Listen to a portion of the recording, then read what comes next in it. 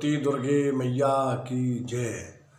साथियों, इस समय कुंवार की नवरात्रि का पावन समय चल रहा है और माँ दुर्गा की पूजा बड़े विधान से लोग कर रहे हैं। सनातनी परंपरा में माँ देवी की पूजा शक्ति प्रदान करने वाली, बुद्धि प्रदान करने वाली, हर प्रकार की मनोकामनाएं पूरी करने वाली है।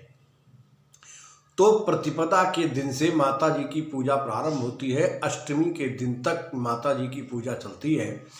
तो इसमें प्रतिपदा के दिन जो कलश स्थापन होता है, प्रतिपदा से ज़्यादा साथियों महान पुण्य मिलता है और बहुत बड़ा प्रभाव है अष्टमी तिथि का। अष्टमी को माँ जी की विशेष प्रकार से पूजा करनी चाहिए, क्योंकि इसी दिन ही योगिनियों की उत्पत्ति हुई है, उनका प्राकट्य हुआ था। पुराणों की कथा के अनुसार इसी दिन मैया सती अपने पिता के यहाँ, दक्ष के यहाँ यज्ञ में जाकर के अपने शरीर का अंत किया था और भगवान शंकर ने क्रोध में आकर के अपने शरीर से तमाम योगिनियों को प्रकट किया था।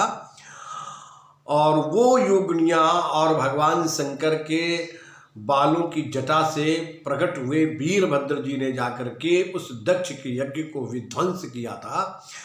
ये कथा सर्वविदित है और ये माँ का जो वो विग्रह वहाँ पर छूट गया था, अध जला हुआ शरीर जो माँ सती का वहीं पर पड़ा हुआ था, भगवान शंकर ने अपने कंधे पर लाद करके पूरे भारतवर्ष में घूमे हैं। तो भगवान विष्णु ने अपने चक्र के द्वारा उस माँ सती के शरीर के 51 टुकड़े कर दिए और जो जो टुकड़ा जहाँ जहाँ पर गिरा वहीं वहीं पर सिद्ध पीठ बन गया।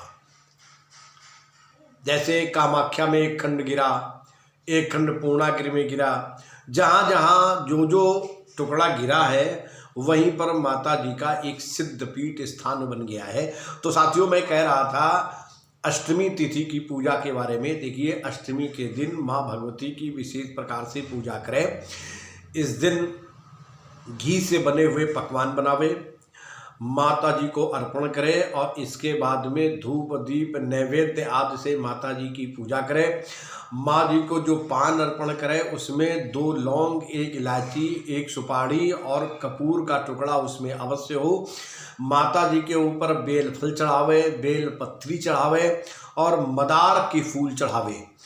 और इसके साथ में जब भगवती को भोग लगावे तो भोग लगाने में कटहल का फल भी आप पूरा पूरा भोग लगा सकते हैं। लगाएं तो विशेष लाभकारी रहता है।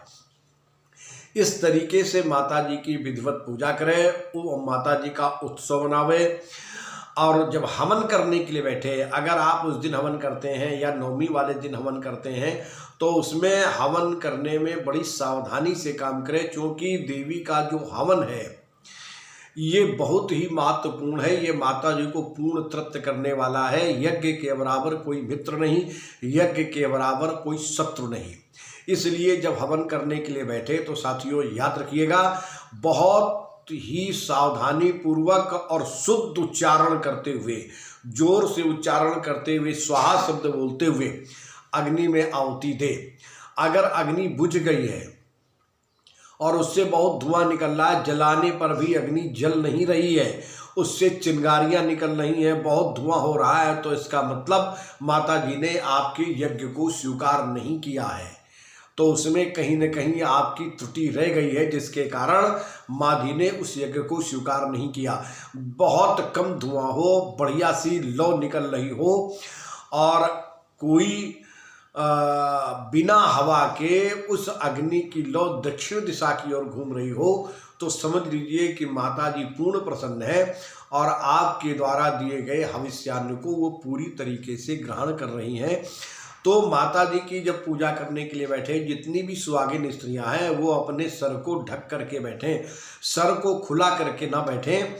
और मैंने पहले भी बताया था, आज भी बता दे रहा हूँ कि जब माँ जी की पूजा करने के लिए बैठे या किसी भी प्रकार की पूजा करने के लिए बैठे तो पूरे काले कपड़े, पूरे नीले कपड़े पहन करके पूजा नहीं की जाती है। उसमें ये दोष होता है।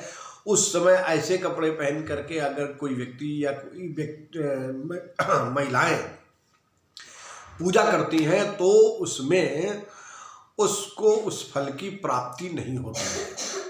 तो इसलिए हे साथियों, मैं आपके सामने बस ये कहूँगा कि माँ दुर्गा जी की पूजा पूरे विधि विधान के साथ में बड़े भाव से करें और माता जी की पूजा करने में धन के खर्चा करने में जरा सा भी संकोच ना करें। मैं आपको एक महत्वपूर्ण चीज़ बता रहा हूँ कि आप जब हवन करें तो ऐसी व्यवस्था करें जितना तिल है उसका आधा चावल हो और उसका आधा जौ हो।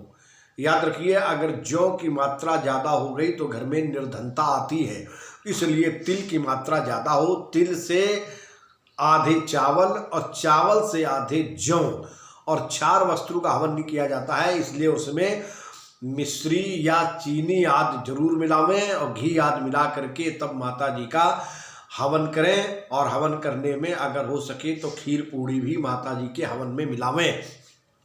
अगर आपको कुछ भी नहीं आता है, किसका हवन करेंगे, कोई व्यवस्था नहीं है, कोई हवन कराने वाला नहीं है, तो आप केवल नवाण मंत्र से ही हवन कर सकते हैं। ओम ऐं ह्रीं क्लीं चामुंडाय विच्चे स्वाहा, इस मंत्र से इस तरीके से आप हवन कर सकते हैं।